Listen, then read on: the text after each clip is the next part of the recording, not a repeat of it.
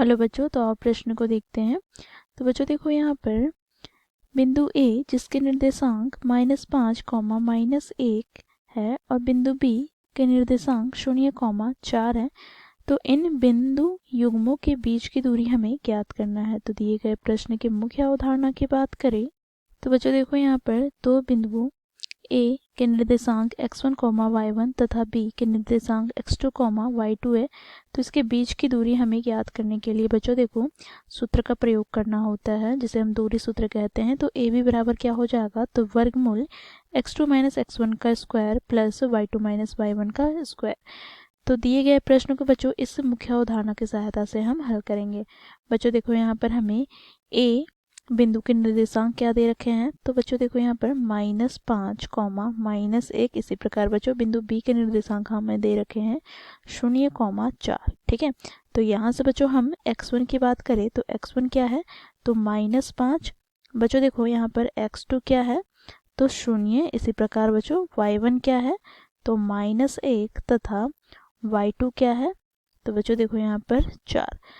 तो यहाँ से बच्चों हम ए बी दूरी ज्ञात करेंगे, अर्थात बिंदु ए से बिंदु बी के बीच की दूरी।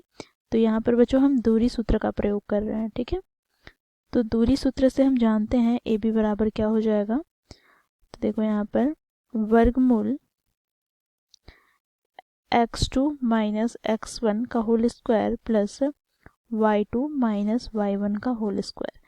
बच्चों देखो यहाँ से x2 का मान क्या है, तो हम लोगों ने देखा है x2 का मान 0 है, माइनस x1 का मान क्या है, तो -5। तो माइनस माइनस क्या हो जाएगा, प्लस, तो इसका होल स्क्वायर प्लस बच्चों देखो यहाँ पर y2 का मान क्या है, तो 4 माइनस y1 का मान क्या है, तो -1। तो माइनस माइनस प्लस हो जाएगा और 1 का होल स्क्वायर। अब बच्चों देखो यहाँ पर इसे हम सरल करेंगे तो यहाँ से बच्चों देखो 5 का स्क्वायर प्लस 5 का स्क्वायर का वर्गमूल। अब बच्चों देखो यहाँ पर हमें प्राप्त हो जाएगा 5 का स्क्वायर 25 प्लस 25। तो वर्गमूल यहाँ पर हमें 50 प्राप्त हो जाएगा। 50 को वर्गमूल से बाहर निकालेंगे तो यहाँ से बच्चों देखो इसे हम विभाजित करते हैं तो 25 से विभाजित हो जाएगा। 25 बार में 2 से विभाजित करने पर फिर 5 बचे 25। तो यहाँ से बच्चों देखो 5 का युग्म बन रहा है, तो यहाँ से हम 5 को बाहर निकाल लेंगे और वर्गमूल के अंदर में क्या रह जाएगा, तो 5 गुनी √2 मात्रक हमारा प्राप्त हो जाएगा ए बी की दूरी। ठीक है, तो इस प्रकार बच्चों हम दिए गए प्रश्न को मुख्य अवधारणा की सहायता से हल करते हैं। आशा करती हूँ आप लोगों को ये प्रश्न समझ में आया होगा। धन्यवाद।